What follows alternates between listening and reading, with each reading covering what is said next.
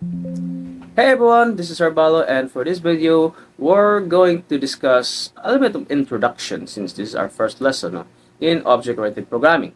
But to get this lesson started, I'm going to show you a car. Now, ano bang kinalaman ng car with our topic for today? No?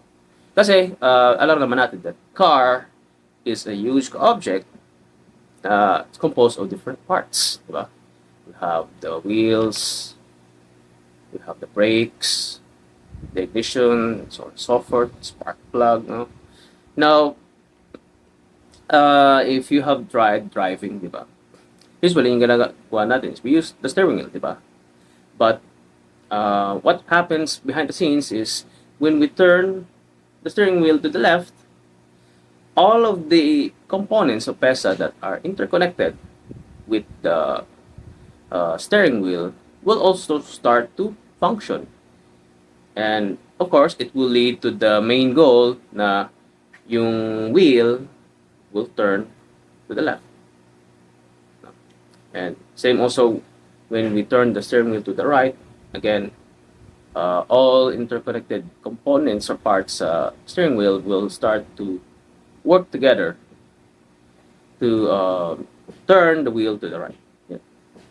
Now, how about in the context of social media? No? So, who has tried using Facebook, Instagram, or any other apps out there for social media? Now, if we're going to break this, because it's not the same as the car that you can visually look into the physical parts, but actually, similar to the objects in the real world, are the applications or the apps that we are using are pretty much the same. It has parts. Intangible nga lang. Di siya natin na kita nor we touch, but we can experience it whenever we click a button. And just to give you what I mean, this is a scenario. Let's say, for example, let's just think of this PC is also a cell phone then. Any device that can install a Facebook, for example, and then what happens is when we request, let's say, for example, we're going to uh, open a video, di pa siya magpi-play, we just click the button. So what happens is our request is sent to a specific component, let's say controller, and then this controller is going to communicate with the model component, the object. It's and after that, once the model has fulfilled its role, nakuha na niya yung video na ni-request ni user, it's going to throw it back, the data, sa controller. And the controller is going to present the the data back to the user. So it's a response na.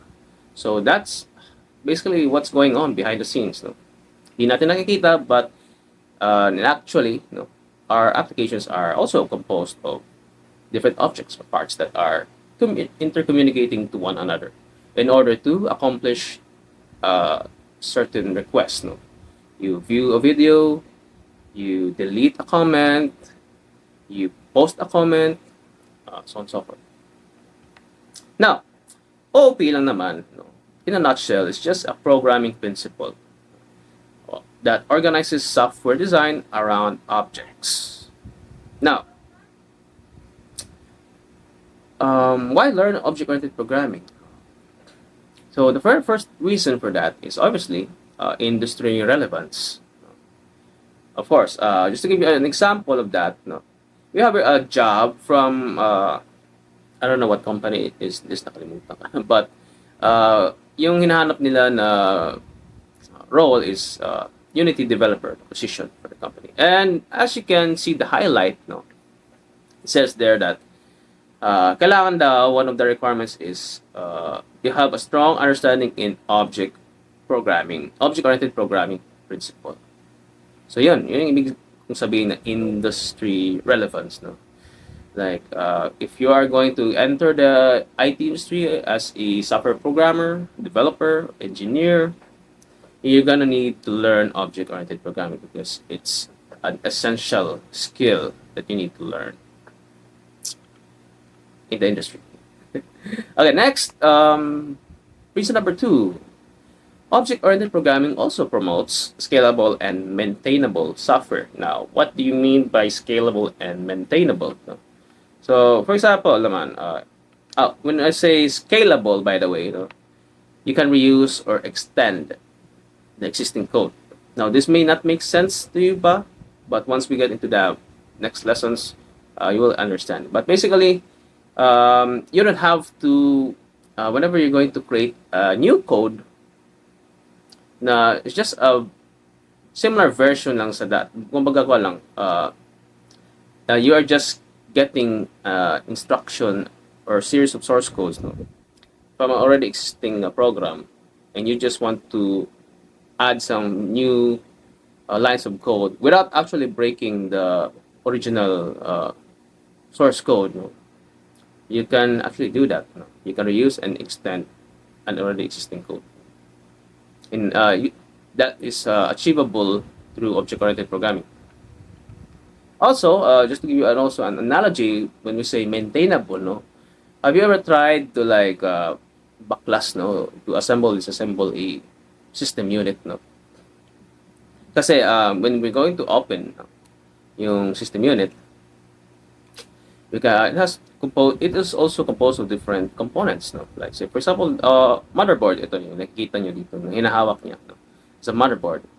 And in this motherboard, there's also a processor. Now, if you're not familiar with processor or CPU, it's basically the brain of the computer, the system unit. No? And we can actually change this. We can replace this. Let's say, for example, if you want to upgrade to a newer processor, let's say from i5, you change it to i7, Intel iCore 7, by the way. And also, pwede rin have you tried also changing from a hard disk sa laptop mo, you replace it to a different type of device, storage device like SSD. So yun. And if ever something is broken, one of the parts, so for example, have you tried like bigla na lang hindi gumana yung computer mo, hindi na siya nag-on, hindi na siya nag-display ng monitor. So you don't replace the entire, hindi ka bibili ng bago, di ba? Usually, what you do instead is you go to a computer shop and you're going to pa-fix it, paayos mo siya sa technician. Because there's a certain part certain component or object in this motherboard na needs to be replaced. And with working at gumagana naman. So, ganun din. Simple, the same principles in real life sa object-oriented programming. We can also do that with our software. Okay. And reason number 3 is easier collaboration. Okay. So, different software components can be developed and tested independently. Yun na naman yung ibig sabihin nito. And just to give you an example, we'll have here, if you haven't encountered or familiarized with these terms, front end and back end. Basically, front end is what you see on your device, everything visual, like the buttons, the pictures, the menu. And the back end is where all the codes related to the server or communicating with the database, for creating, reading, and updating or deleting data. So, with object-oriented programming, you can create this, develop the software into different teams. Yung isa is for the front end, the team developing for the front end. Another team is for developing the back end. And even sa back front end, we can also further break it down into different layers, and features. So one person or one programmer is in charge for the feature number one. Another programmer is in charge for feature number two.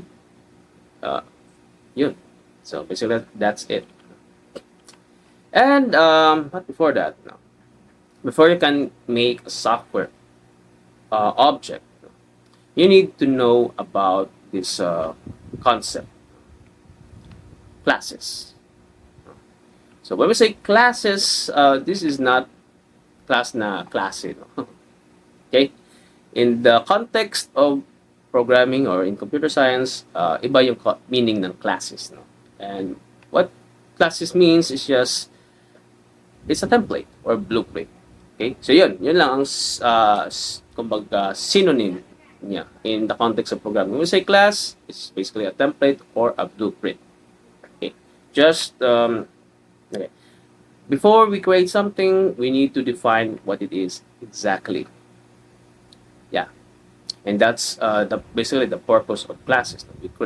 Before we can create an object, we need to define what do we want exactly.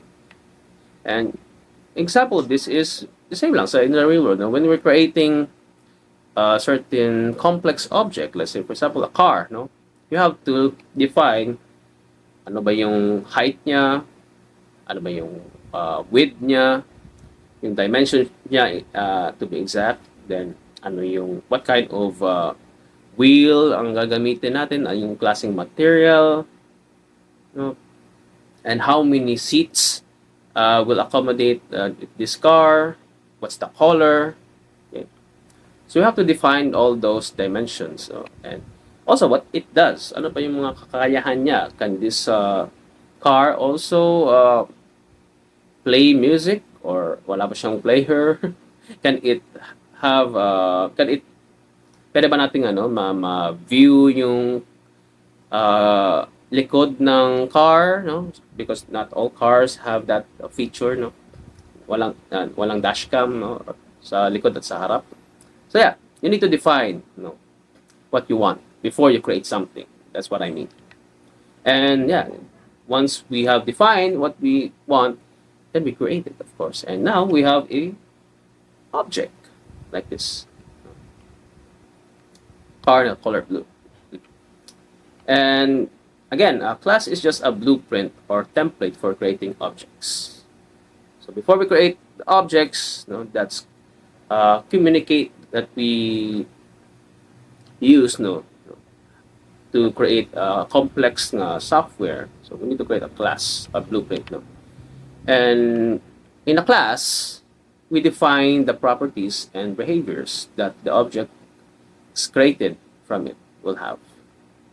Okay, the properties, the behaviors. Now let's talk about these two. So when we say properties, it basically means attributes, or characteristics. And also, we could also prefer properties as data that it holds. What specific data yung hold ng object na to?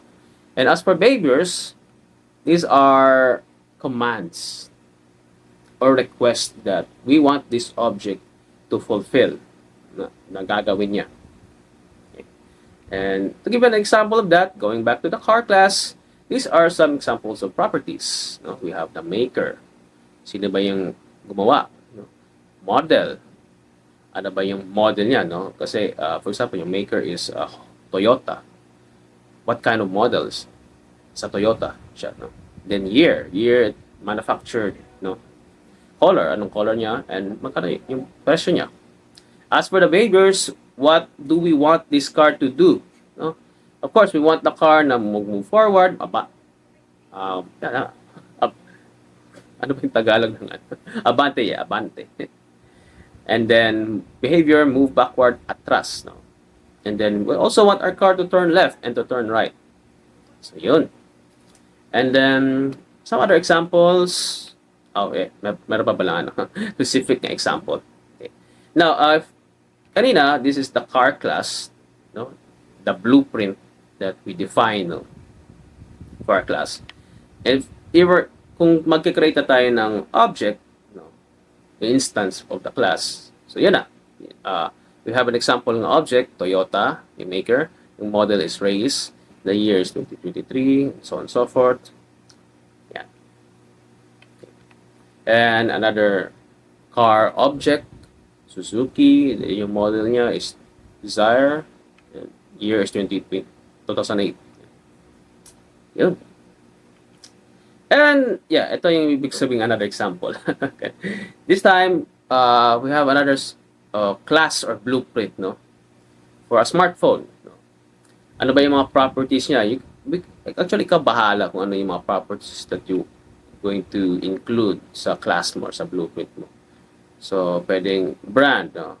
The color, the height, the width, the price, and of course, the behaviors. Ano ba yung mga typical commands that we do sa smartphone? Of course, we turn on the smartphone. We swipe left. Pag mag-swipe left siya, ay swipe left tayo sa kamay, of course, the view will also swipe to the left. Bago yung view niya. Swipe right, zoom in, zoom out. As for dog class, yung properties niya, these are, by the way, these are just possible properties niya. So, ikaw bahala kung ano yung i-define mo ng mga properties for the dog class, no? The name ng aso, sino yung owner ng aso, the breed, the weight. And then the behaviors niya, of course, the dog can bark, no? If you want our dog to bark kasi may intruder sa bahay, oh, okay, dog, fetch this. Oh, can also do that to our command that to our dog. Okay, dog, roll over. Yeah. Okay, I hope that this following examples, you are starting to get what I mean by properties and behaviors. And then lastly, no, sa isang video game, no, we have a fighter class. And once we create, okay, sorry. The properties, possible properties for fighter is name, ano yung name ng character na yun, how much yung health niya, yung bar niya, health bar, and then yung power niya. No. Then behaviors, no, just like in video games, di ba, when we use our like consoles or the keyboards, no, we use our like fighter na pinili natin to do crouch, no? Pwede siya mag-crouch, pwede siya mag-punch. No? If we click the letter A button sa keyboard, magpa-punch siya. Pag click natin yung i-press natin yung letter S sa keyboard, it will kick. Yeah? So, yeah, these are some of the behaviors that we could define for our fighter class. And then if we're going to create an object for this, so if you're familiar with Tekken, we have Jin Kazama. Yung name niya. Health niya is konti na lang. Power niya is, I don't know. But this character can crouch, can punch, can kick, can jump, and defend. So yeah, I hope that with this video, you already have an idea about object-oriented programming. So yan lang, and see you in the next videos.